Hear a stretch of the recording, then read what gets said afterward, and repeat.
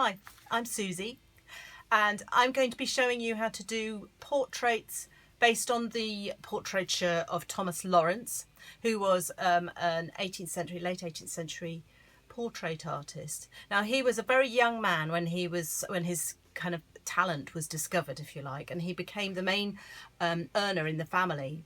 And his family moved to Bath when he was about 14, and he became very well known for being able to do a striking likeness of people, and he then became quite a celebrity, and moved to London by the time he was 17, joined the Royal Academy, and became a portrait artist to King George III.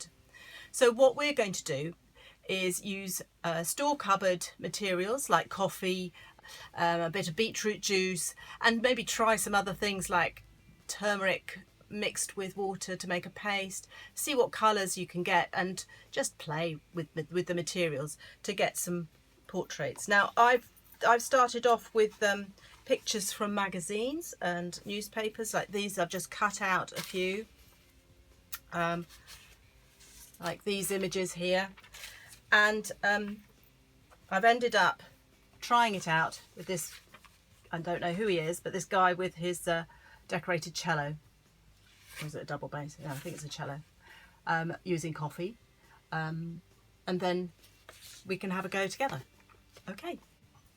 Okay, so here I have my palette with all different ingredients, and here I've put them onto a sample sheet so I can see what they look like. The soy sauce is quite good. The chili sauce is quite thin and has bits in, but it gives an interesting colour.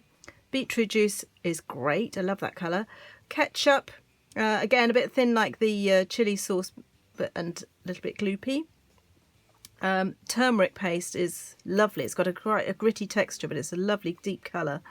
Mustard, again, it's a more gritty sort of textural paste, but quite a nice colour. The coffee, the two coffees, you can see the strength of the coffee is great, and it's not got much texture, but when it dries, coffee can go, if it's thick, can go quite shiny as well. It gives quite a shiny effect. So do that first before you start your painting, and then you know what you want to use and what you want to try out in your painting. So you need to look at the proportions of a face, and when you draw a face, you draw a kind of oval shape. Obviously it depends on the face you're drawing, and then the eyes come about halfway down the face, about here. So let's draw a line across there so you can really see. The mouth, or the bottom of the nose, comes another halfway down, and the bottom of the mouth halfway below that. So you've got, there's the nose there, and the eyes. The ears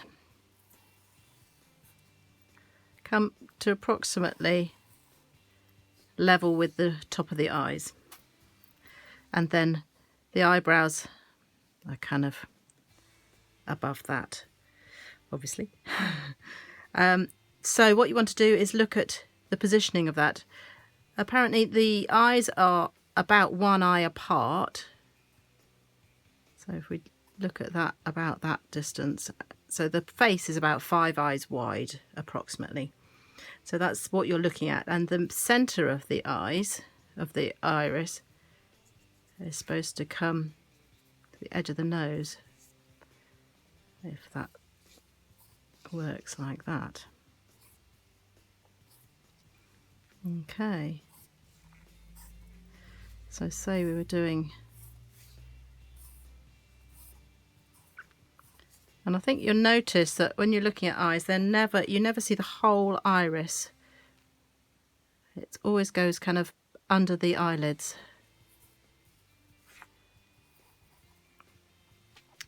So when you're drawing a face,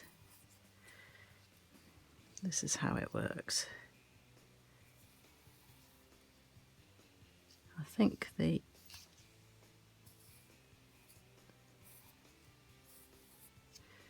we go. with a bit for the chin, and the hairline is somewhere up there.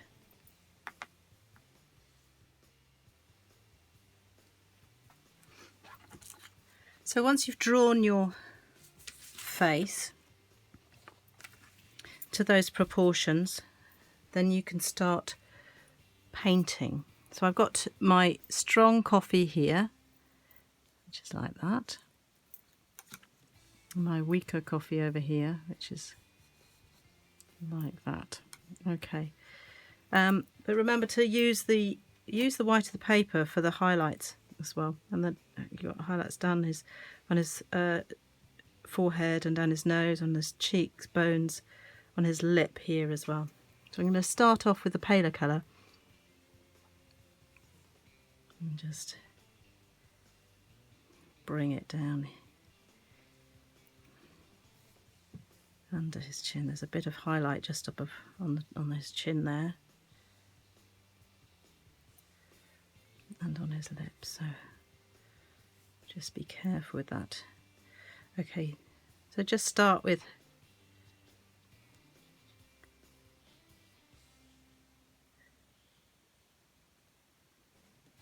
some on his lips, at the top of his lips too. Start with all those bits that aren't highlighted. You can use a bit of water to blend it a bit.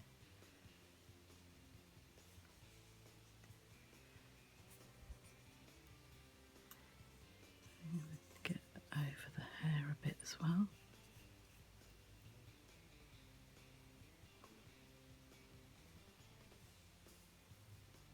Some lovely shapes coming around the sides.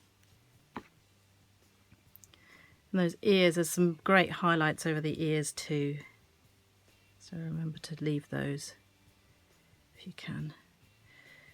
And some lovely darker bits down the side of his nose here. And then at the end, around there. We'll fill those in a bit later. So keep going with that.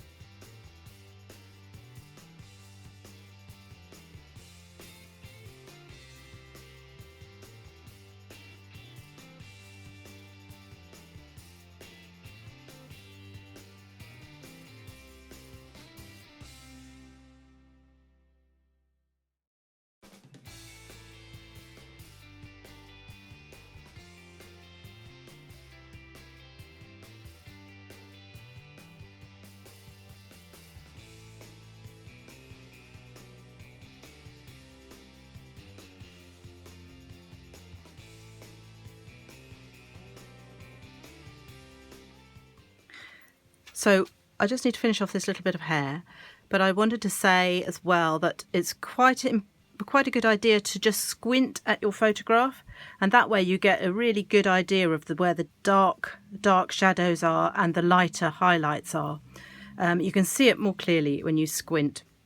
So I'm just going to do a little bit more on his hair, and I'm doing this kind of dabbing because he's got this lovely kind of curly hair. He has got little ringlety bits as well, really little kind of, which I've done a few, but I'm not going to try and do them all. Just dabbing at that bit. Okay. And I'm going to do a little bit more in his iris, which is a tiny bit darker in the middle of his eye than the rest of his eye, although they are dark. This may be not the best brush. There you go. So that's just added a little other dimension. Really look closely at the detail when you're doing things like that. It's all an exercise in looking. We could take this further. I'm going to leave it there. I just want to add a little bit of colour from the beetroot because I love the beetroot on his sweater, but it's not going to be exactly as it is in the picture. I'm going to make up my own. So I'm just going to get a bit of beetroot juice and give him a pink jumper. So I'll move that out of the way because I love this colour.